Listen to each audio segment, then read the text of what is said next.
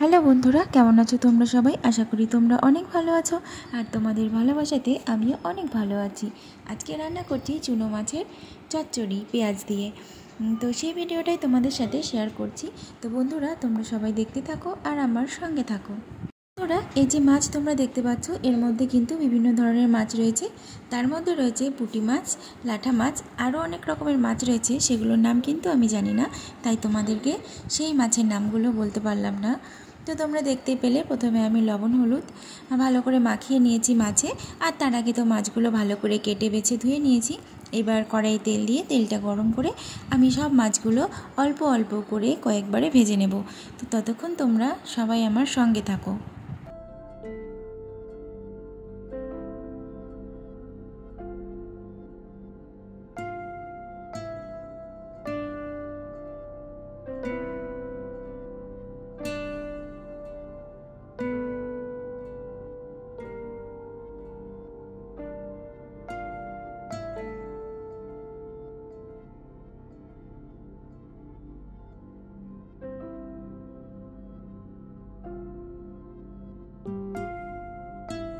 আমি অল্প অল্প করে সব মাছগুলো ভেজে নিয়েছি। মাছগুলো পরিমাণে যথেষ্ট বেশি ছিল, সেই জন্য অনেকটা সময় লেগে গেছে আমার এই মাছ কটা ভাজতে। তো ফাইনালি মাছগুলো ভাজা হয়ে গেছে। এবার আমি কড়াইয়ে আর একটু তেল দিয়ে দিলাম। এই তেল দিয়ে আমি আলুগুলোকে ভেজে নেব।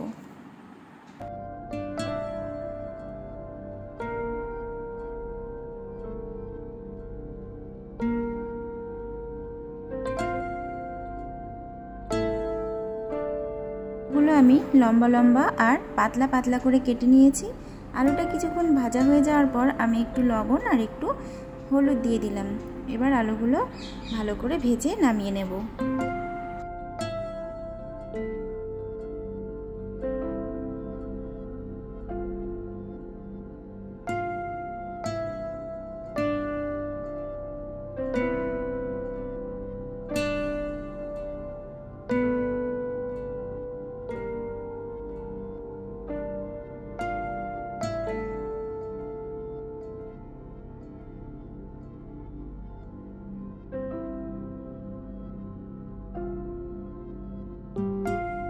আলুগুলো আমি ভালো করে ভেজে নিয়েছি, আর তোমরা দেখতেই পেয়েছো যে আমি ওই তেলের মধ্যে আরেকটু তেল দিয়েছি।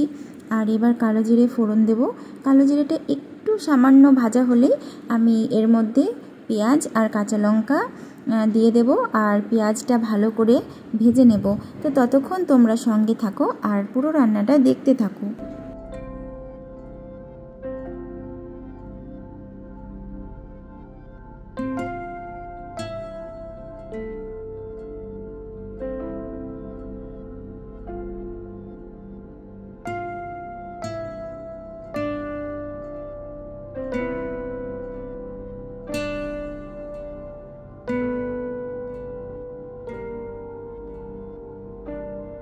পেঁয়াজটা হালকা ভাজা হয়ে গেছে। এবার আমি দিয়ে দিলাম লবণ আর হলুদ। আরও কিছুক্ষণ আমি পেঁয়াজটা ভেজে নেব।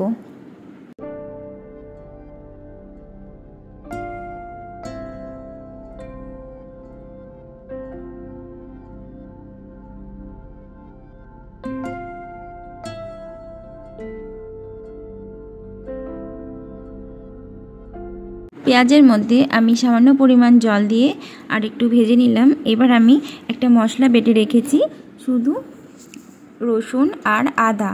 তো সেই রসুন আর আদাটা আমি এখন দিয়ে দিচ্ছি, দিয়ে ভালো করে এই পেঁয়াজের সাথে মিশিয়ে কষিয়ে নেব।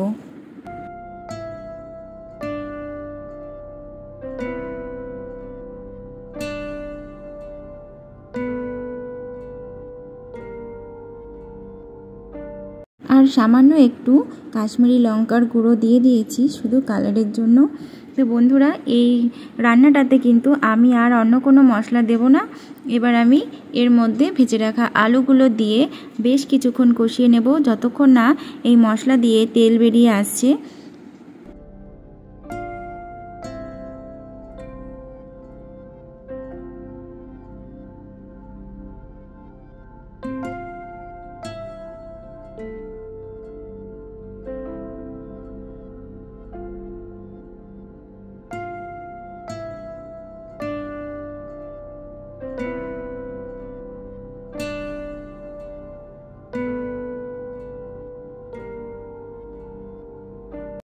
বন্ধুরা, আলুর সাথে আমি মশলাগুলো ভালো করে কষিয়ে নিয়েছি। এবার সামান্য পরিমাণে জল দিয়েছি।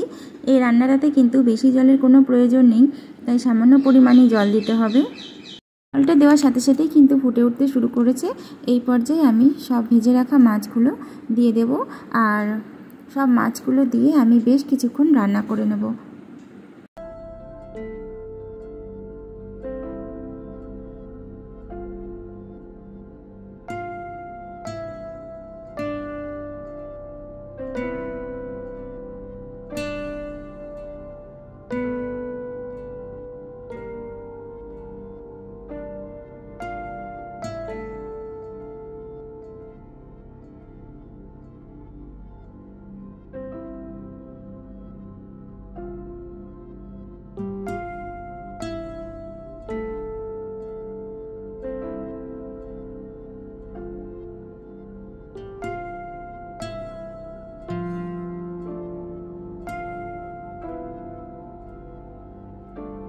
বন্ধুরা, রান্নাটা আমার হয়ে এসেছে, তোমরা দেখে বুঝতেই পারছো।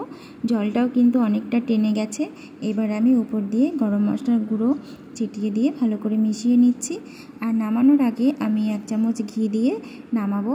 তো বন্ধুরা, এই রান্নাতে কিন্তু বেশি ঝোল থাকবে না, একদম শুকনো শুকনো হবে। এই রান্নাটা কিন্তু খেতে খুব ভালো লাগে। তোমরা অবশ্যই একবার ট্রাই করে দেখবে চুনো মাছের আলু চচ্চড়ি। আশা করি তোমাদের অনেক ভালো লাগবে।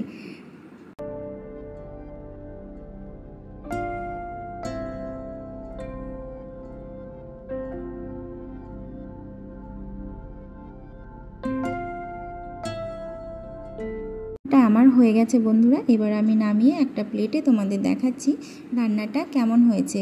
রান্নাটা দেখে তোমরা অবশ্যই বুঝতে পারছো যে কেমন হয়েছে। আর আমি তো রান্নাটা খেয়েছি, তাই আমি বলছি অনেক সুন্দর হয়েছে খেতে। আশা করি তোমরা যদি বাড়িতে রান্না করো তোমাদেরও ভালো লাগবে। তো প্রতিবারের মতো আমার নতুন বন্ধুদের বলবো, যদি আমার চ্যানেলে নতুন হয়ে থাকো তাহলে আমার চ্যানেলটা সাবস্ক্রাইব করে পাশে থেকো। আর আমার চ্যানেলে কিন্তু আমি সাদামাটা রান্নার রেসিপি দিয়ে থাকি, তোমরা চাইলে সেই রান্নাগুলো দেখতে পারো। আশা করি তোমাদের অনেক ভালো লাগবে।